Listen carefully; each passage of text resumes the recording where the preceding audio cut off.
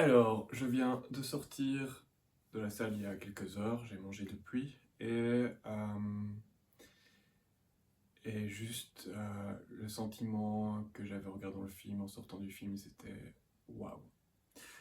Ce soir, je vais vous parler du film Invisible, et non pas Les Invisibles, mais juste Invisible tout court, qui est un film de Juna Chief avec Nadia Essadiki.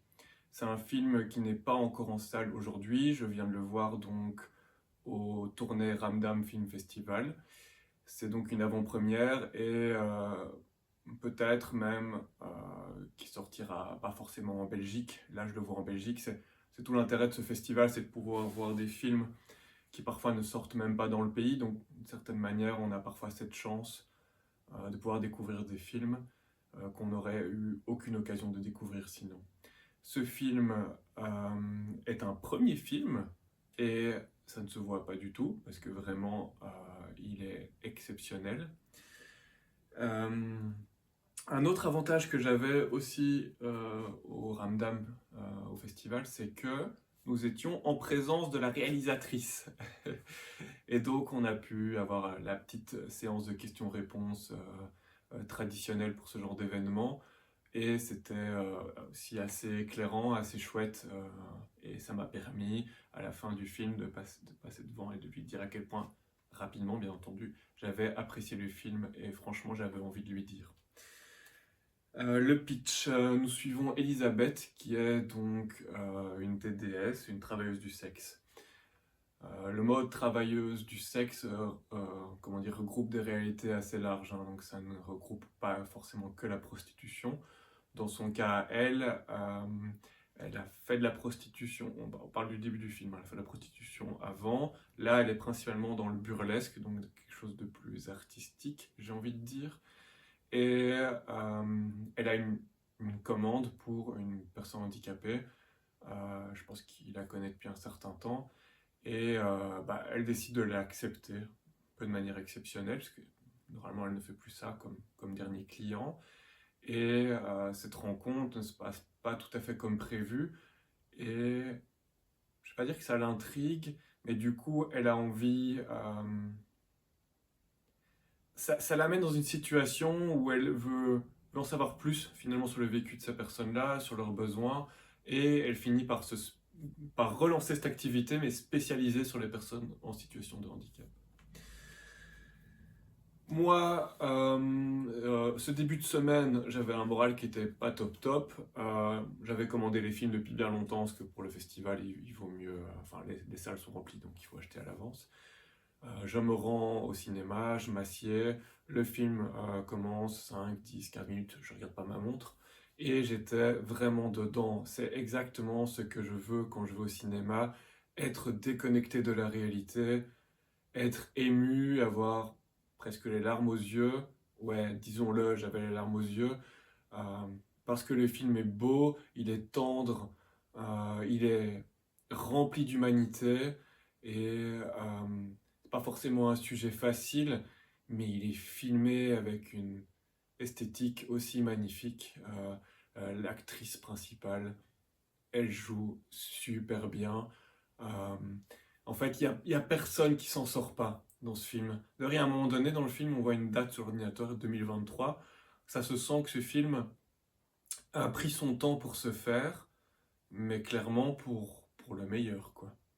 D'ailleurs, dans la séance de questions-réponses, la réalisatrice dit elle a dû couper beaucoup dans le scénario. C'est toujours la difficulté, un premier film, d'un film où on veut faire le plus de choses, on a envie de montrer, de parler de certaines choses, et puis on doit couper. Mais je pense que c'est une bonne chose, dans le sens où, certes, c'est dommage, du coup, il y a des réalités qu'on ne montre pas, mais le film, bah, comment dire, il renonce à certaines choses, il fait des choix, mais ça permet d'avoir un film qui est excellent. Vraiment, le film est excellent, voilà. Euh, il est bon, il est vraiment bon. C'est le troisième film que je vois à Ramdam et que c'est clairement le meilleur des trois films. Juste waouh, quoi. Au niveau de comment dire, la manière dont le film est fait, il y a eu cette question qui a été posée par rapport je sais pas, par rapport enfin, coordinateur, coordinatrice ou coordinateur d'intimité, la réalisatrice nous a dit, en fait, absolument rien n'est laissé au hasard. Tout est chorégraphié, tout est écrit. Si à tel moment il y a 3 bisous, c'est qu'il était écrit, il y a 3 bisous. Et ce qui est génial, c'est que ça ne se voit pas. Enfin, je veux dire, à aucun moment on a cette impression de rigidité. Pourtant, le film a probablement été tourné scène après scène, on sait comment est tourné un film, mais non, c'est fluide. C'est fluide.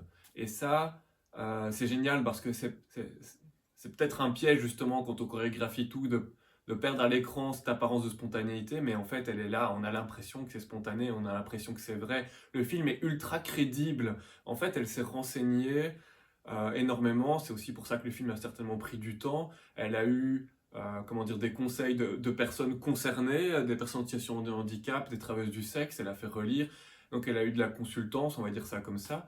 Et le film est ultra crédible, on est loin des clichés, ça c'est génial aussi. Le film est réaliste sans pour autant devenir un film documentaire. Je trouve que le film documentaire, on n'y est pas. Il y a pas, j'allais dire cette mocheté du film documentaire, mais c'est pas la question. Juste pour moi, on a un vrai film, on a une vraie histoire, on raconte l'histoire d'Elisabeth. Et, ouais, enfin, je sais pas, on va dire un documentaire, ça reste un film, mais en tous les cas, moi, je trouve qu'on est vraiment dans l'art. C'est un film qui est ultra artistique. Voilà. Par rapport à l'accent, parce que j'ai oublié de le dire, mais c'est un film qui est québécois ou canadien, je ne sais pas comment ils préfèrent qu'on dise. Alors, j'ai réfléchi pendant le film en me disant, il y a des moments, j'aurais peut-être aimé d'avoir des sous-titres à certains moments. D'un autre côté, c'est relativement rare, et donc si on comprend pas chaque mot, bah, c'est aussi d'avoir un certain lâcher-prise, ça passe. Donc voilà, mais soyez, soyez clairs sur le fait que si le film sort sans sous-titres totalement, il y a des mots que vous comprendrez pas exactement, mais vous comprendrez selon le contexte. C'est pas grave, voilà, c'est pas un problème. L'accent québécois n'est pas vraiment marqué d'ailleurs, je pense que c'est sûrement un choix pour que le film puisse marcher à l'international. Mais voilà, l'accent est par moments un peu problématique pour moi, mais pour autant, ça ne coupe pas du tout du film. Je trouve aussi que le film est rempli de tendresse. Il est rempli de tendresse. Chaque geste est tendre, chaque regard. euh, c'est ouais, c'est humain, c'est rempli d'humanité. J'ai déjà dit ça avant, mais ça rend le film extrêmement attachant et ses personnages aussi.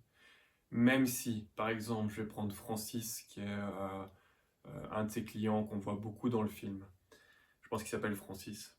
Euh, il y a des moments où il y a des paroles, j'ai envie de le gifler en fait. Genre, euh, déjà, pour moi c'est très grave.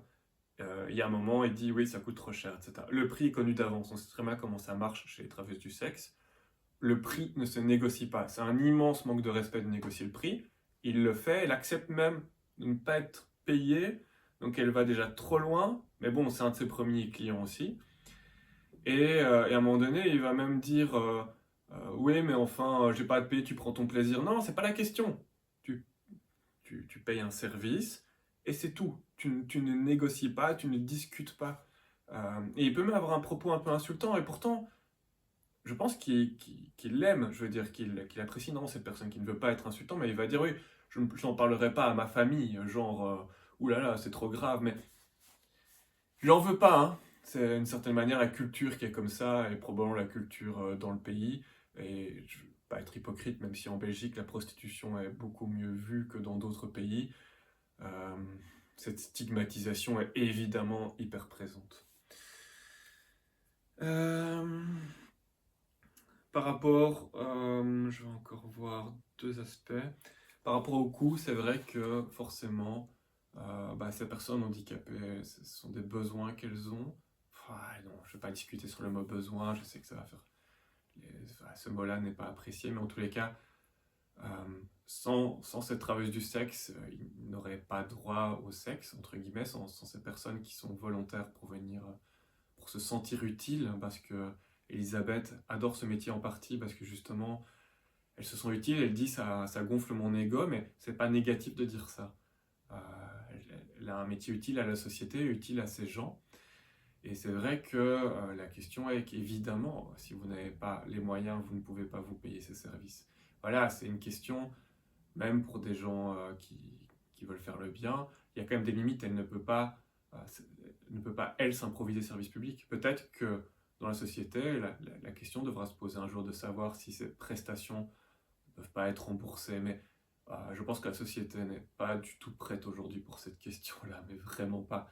En tous les cas, je pense que la tendresse, parce que finalement derrière ces prestations, en fait, ce ne sont pas des actes mécaniques, c'est juste des humains qui retrouvent leur part d'humanité pendant quelques heures.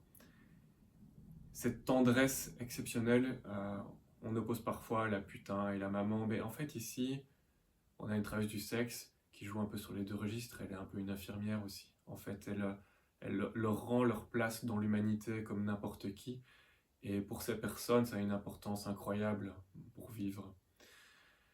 Mais c'est aussi effectivement la difficulté de son métier, et c'est pour ça qu'elle le dit à un moment donné dans une vidéo de présentation, de publicité. Elle limite le nombre de séances, parce que forcément, pour des personnes qui ne sont jamais touchées, en fait, le moindre effleurement devient quelque chose d'extrêmement intime, en fait. Même s'ils payent, ça n'empêche que pour eux, l'attachement est inévitable. Et donc, je pense pour éviter, pour elles comme pour eux, des douleurs inutiles, elle limite le nombre de séances, évidemment. Parce que oui, finalement, derrière tout ça, il y a le fait de retrouver ce contact corporel, charnel, ça éveille autre chose que juste une mécanique. C'est évident. Ça éveille des sentiments aussi. Voilà, je pense que j'ai rien d'autre à dire sur ce film, à part que je vais le redire. Waouh, j'étais vraiment époustouflé, c'était magnifique. Ça a fait ma soirée, ça m'a changé les idées, et donc s'il sort au cinéma près de chez vous, évidemment, si jamais ce n'est pas un sujet tabou pour vous, qui vous met trop mal à l'aise, évidemment, allez le voir, voilà, je vous le recommande.